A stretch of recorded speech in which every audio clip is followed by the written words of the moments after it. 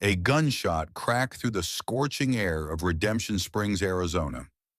Jack Calloway's hand instinctively moved to the worn Colt at his hip as his eyes scanned the dusty town square. The shot had been fired into the air by Sheriff Williams, signaling the start of the auction. Jack hadn't come for this. His purpose was simpler.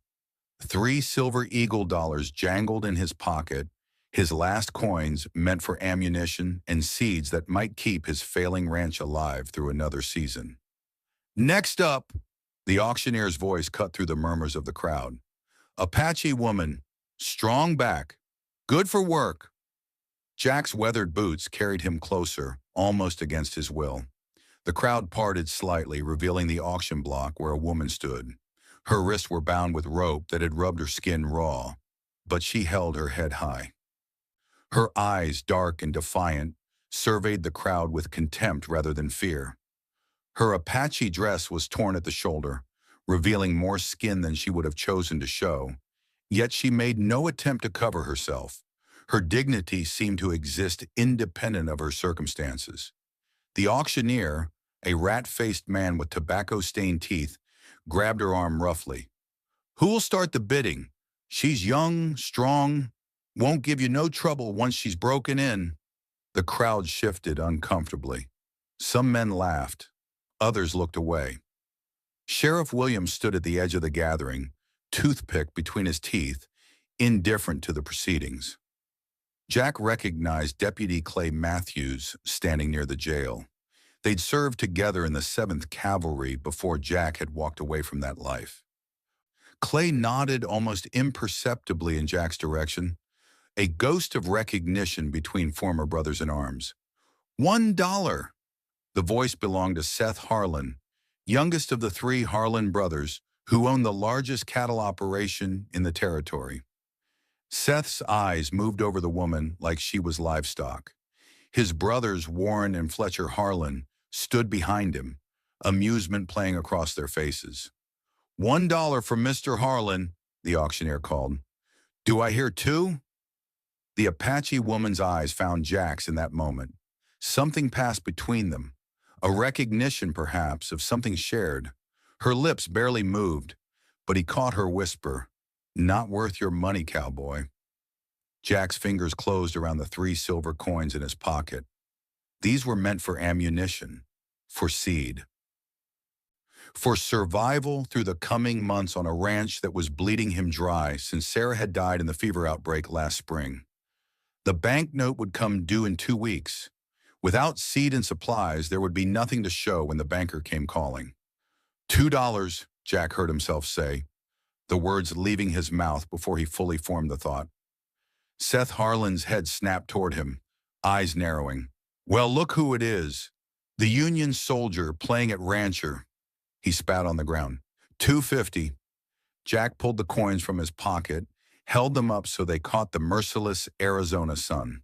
$3. All he had left in the world. The crowd fell silent. The auctioneer's eyes darted between Seth and Jack, sensing the tension crackling between them. Sold! The auctioneer's hammer came down with finality. To Jack Calloway for $3.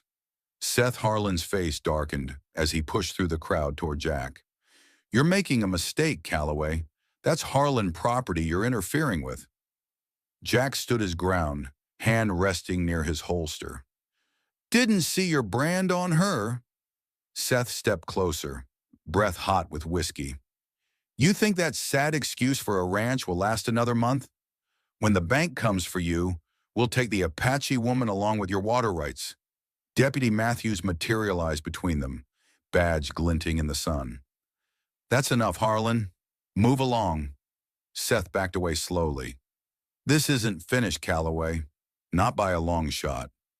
Jack ignored him, approaching the auction block where the auctioneer was cutting the woman's bindings. She rubbed her wrists, eyeing Jack warily as he approached. Name's Jack Calloway, he said simply. You're free to come with me or make your own way. Your choice. They'll hunt me down if I run, she replied, her English clear but accented. I am Nova. Her eyes assessed him coldly. Why did you buy me? Jack had no answer that made sense even to himself. "Let's go," he said instead. "Got a ranch to run." The ride to Callaway Ranch was silent. Nova sat behind Jack on his dun gelding, keeping as much distance between their bodies as the saddle would allow. The ranch appeared as they crested the hill, modest compared to the Harlan spread, but Jack had built it with his own hands after the war. 20 head of cattle grazed on the sparse grass. A small cabin stood near a creek that cut through the property, the water source that the Harlans coveted. Jack dismounted, offering Nova a hand she didn't take. She slid down on her own, taking in her surroundings with calculating eyes. "Creek's got water year-round," Jack explained. "Cabin's small but solid. Got a barn and corral over there." He led her inside the cabin. One room with a bed against the wall, a small table with 2 chairs, a cast-iron stove, and shelves lined with the necessities of survival. Jack filled a tin cup with water and set it on the table. "You can have the bed," he said. "I'll take the floor." Nova's eyes narrowed with suspicion. "What do you want from me?" "Help with the ranch," Jack replied simply. "Can't run it alone anymore. Not since Sarah died." He showed her the small cupboard with food, the wood pile outside, the garden plot that had gone half wild. Then he retreated to the barn to give her space, expecting she might try to run. Instead, when he returned at dusk, he found her mending a fence rail that had been broken for weeks. Night fell. Jack made a simple meal of beans and cornbread. They ate in silence. He laid blankets on the floor for himself, leaving the bed for her. In the darkness, he heard her breathing change and knew she was moving. The flash of steel caught his eye, a kitchen knife in her hand as she stood over him. Jack didn't move. "Door isn't locked," he said quietly. "You're free to go, but the Harlans are looking for you out there." Their eyes locked in the darkness. After a long moment, Nova placed the knife on the table and returned to the bed. Dawn broke with the sound of hammering. Jack rose to find Nova repairing the roof of the chicken coop. He watched her work, efficient, meticulous, stronger than her frame suggested.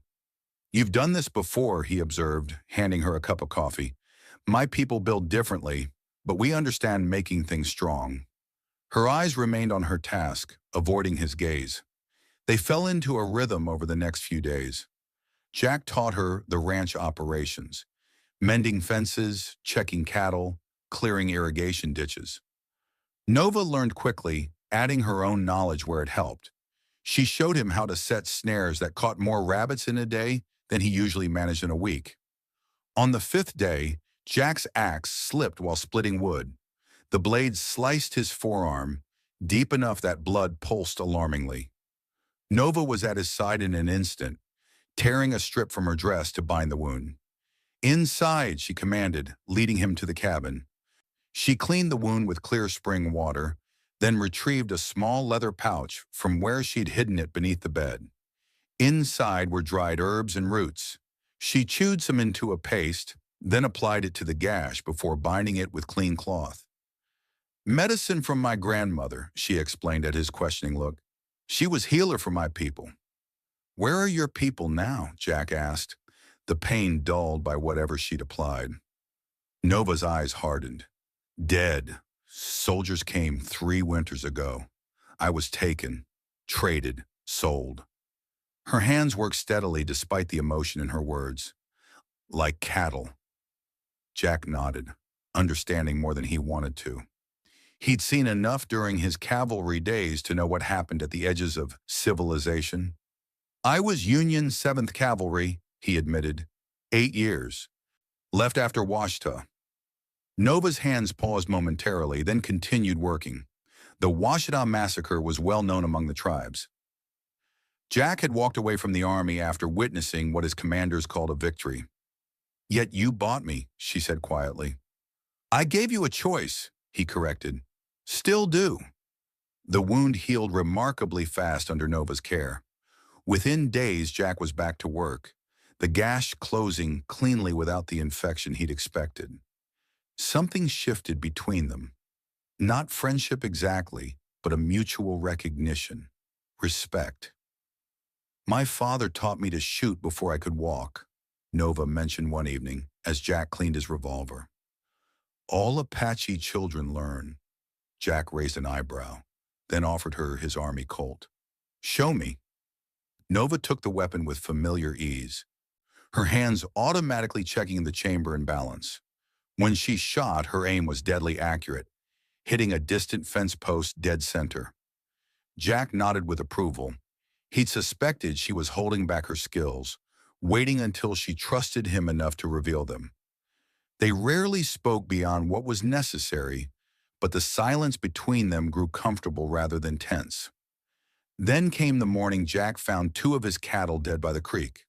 Poison, Nova confirmed, examining the water upstream where a suspicious residue clung to the rocks. And tracks. She pointed to boot prints half hidden in the mud. 3 men. Jack recognized the pattern of one boot, a distinctive repair on the heel that belonged to Lester, one of the Harlan Ranch hands. His jaw tightened as he followed the tracks to where they disappeared into the brush toward Harlan land. They want the water, Nova said. The creek starts on their property, crosses yours, then returns to theirs. They poison it here, blame you for contaminating their downstream water. Jack nodded grimly. Then my cattle die, bank loan comes due. I can't pay. And they buy your land for nothing, Nova finished. Take the water for themselves. Jack rode into town alone the next day, leaving Nova to guard the ranch. The bank manager, Peterson, was apologetic but firm.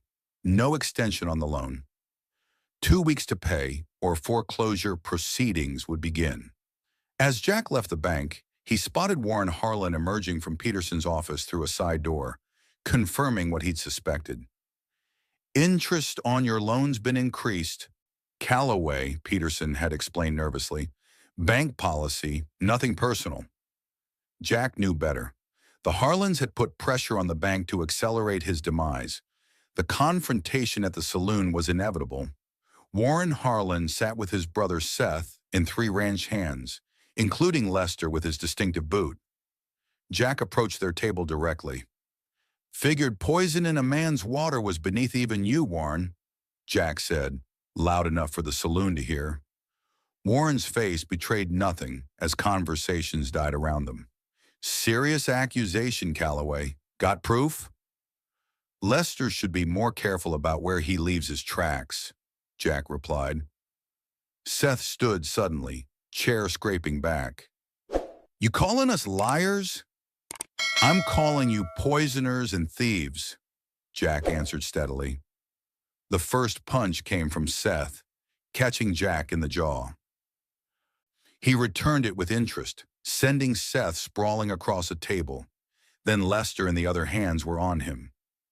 Jack fought well. Cavalry training and frontier survival had made him dangerous. But 3 against 1 turned the tide. They beat him methodically, Warren watching with detached interest. When Jack was on the floor, spitting blood, Warren knelt beside him. Bank's calling in your note in 3 days, Callaway. We've convinced Peterson it's in the bank's interest. Nothing personal, just business. And when we get your land, we'll take that Apache woman too. Seth has plans for her. As Warren walked away, Lester drew his pistol, aiming at Jack's back. A shot rang out, but it was Lester who fell, clutching his shoulder. In the doorway stood Nova, Jack's army Colt smoking in her hand. She'd tracked Jack to town, suspecting the Harlans would make a move. Next one goes through your heart, she said calmly, her aim unwavering. Years of hunting with her father had made her deadly with any weapon. Warren and Seth froze, calculating the odds. Deputy Matthews appeared behind Nova, his own weapon drawn. Think it's time you boys headed home, Matthews said, unless you want to explain to Judge Parker why you were about to shoot a man in the back. Nova helped Jack to his feet. His face was a mass of bruises, one eye swollen shut, but he could walk. Matthews escorted them to the edge of town. Harlans won't let this go, Jack, he warned. "They've bought half the town. Watch your back." Nova treated Jack's injuries back at the ranch, her hands gentle despite the anger in her eyes. "You should have let me come with you," she said, applying a poultice to his swollen eye. "Wasn't your fight," Jack winced. "It became my fight when I chose to stay," she replied sharply. Then more softly, "Why did you really buy me that day?" Jack was quiet so long she thought he wouldn't answer. "Couldn't stand the look in their eyes," he finally said. "Like you weren't human." Nova's hands paused in their work. "My tribe believes a person's spirit can be seen in their eyes. What did you see in mine?" "Fire," Jack said simply. "Same fire I lost when Sarah died." They prepared for the Harlan's retaliation. Jack and Nova established defensive positions around the cabin, creating firing ports at different heights, setting up noise traps along likely approach routes, and positioning extra weapons for quick access.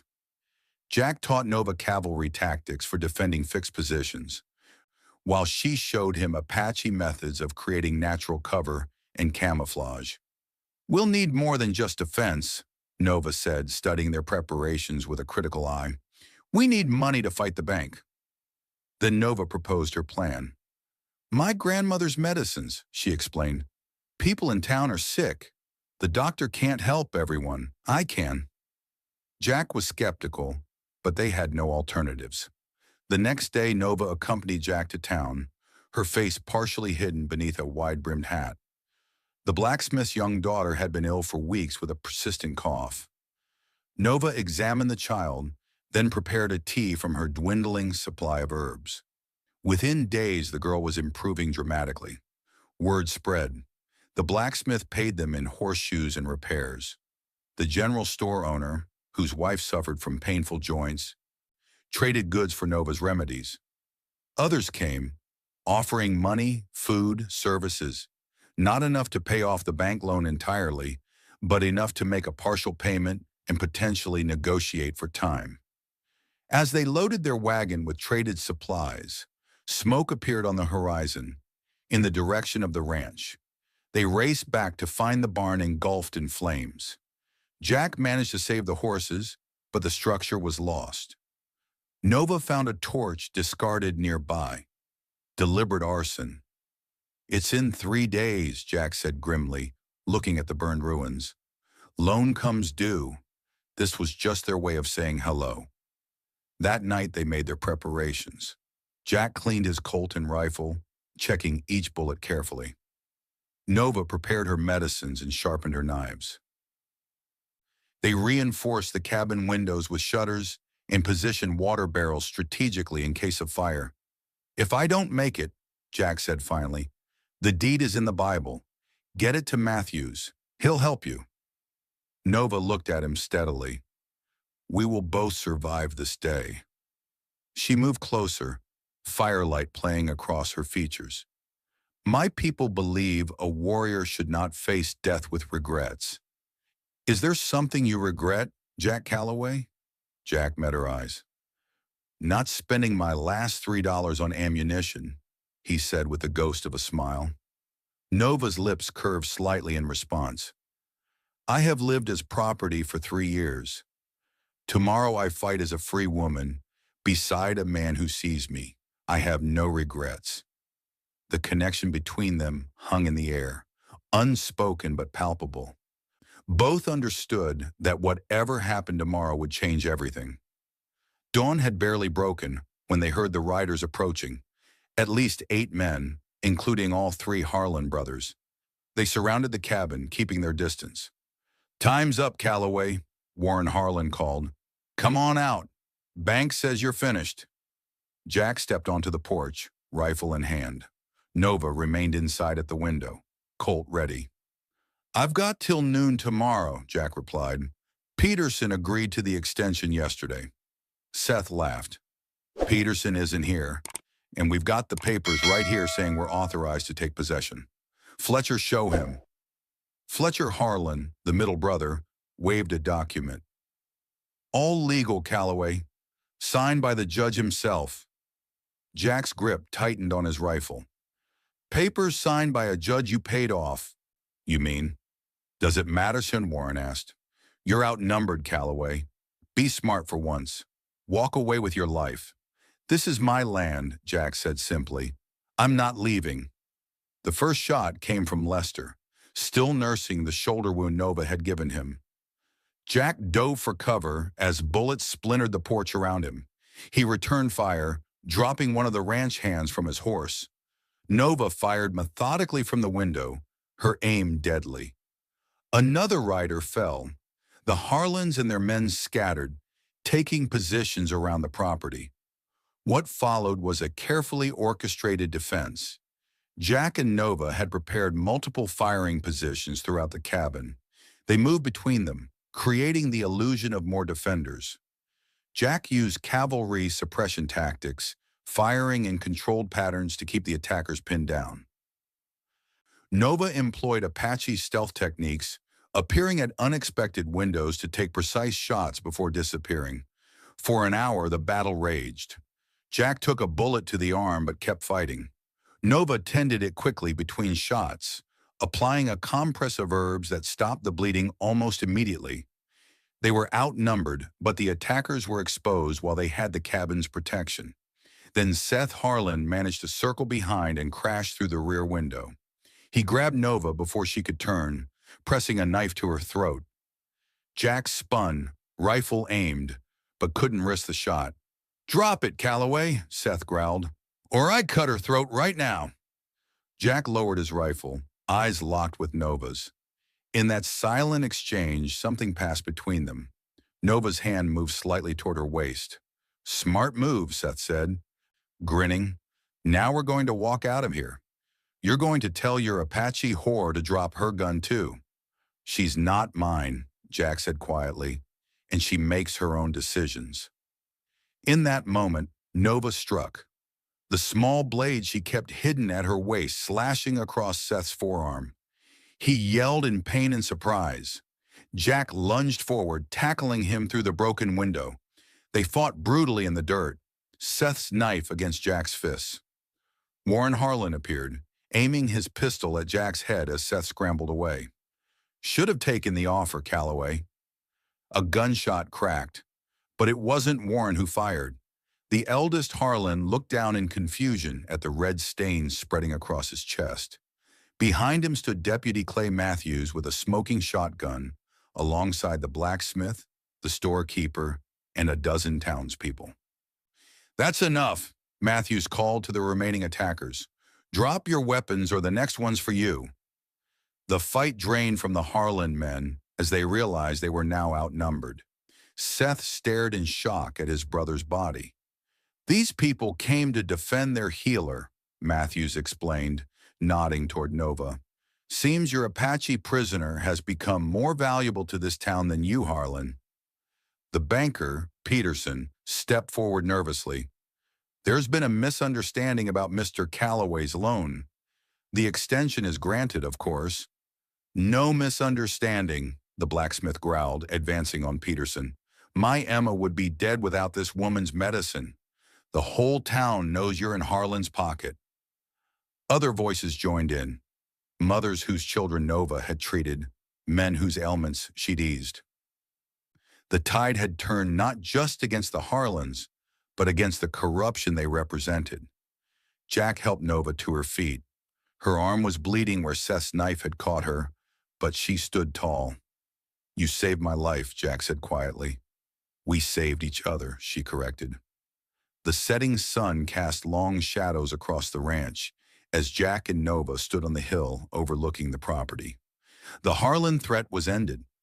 Warren dead, Seth under arrest for attempted murder and fraud, Fletcher testifying against his brother to save himself. Their ranch being divided and sold. "What will you do now?" Jack asked. "You're free to go wherever you want."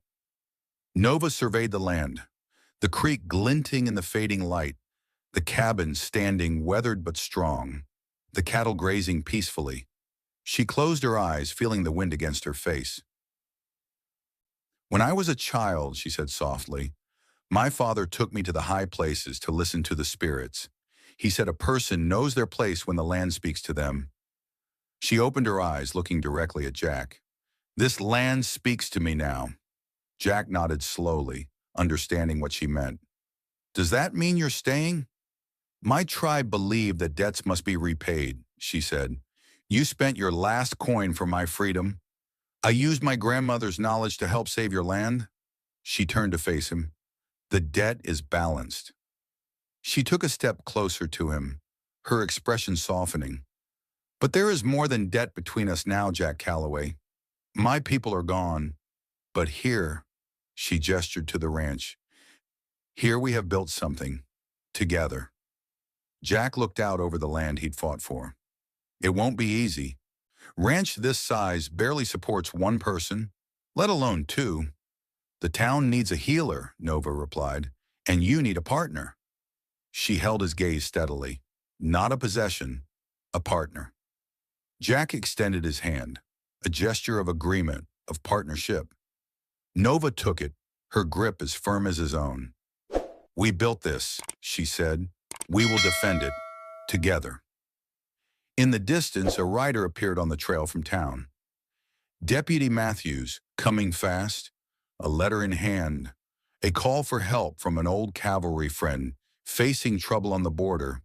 But that would be another story.